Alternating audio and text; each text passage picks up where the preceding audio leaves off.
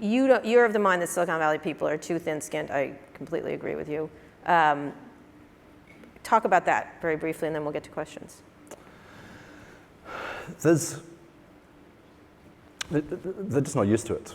And the money is relatively new, and the power is relatively new.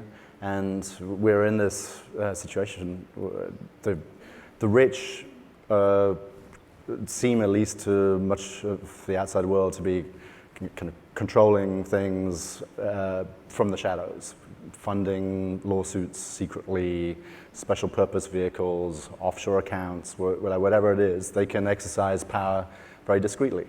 A Silicon Valley billionaire is 100 times, 1,000 times more powerful than the average congressman, and yet subject to a fraction of the scrutiny and accountability of somebody with that more classic version of power. Yeah, and then on the other hand, the people are monitored, often by companies that these Silicon Valley billionaires are themselves investors in or executives at. The people are monitored more than they've ever been. Often it's voluntary, but movements, friends, social profile. You can tell whether somebody is gay or not just by looking at their Facebook friends.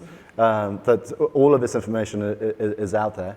I think there's an imbalance, and it's part of the way in which that balance is kind of corrected is part of it is through news and journalism and gossip, that people want to know what the powerful are doing. They can't expect to hide entirely in the shadows, and particularly if they're actually using the media to put out their own views, their own political views, as Peter Thiel has often done. I don't think people really accept that they can just stay in the background and pull strings from behind the scenes.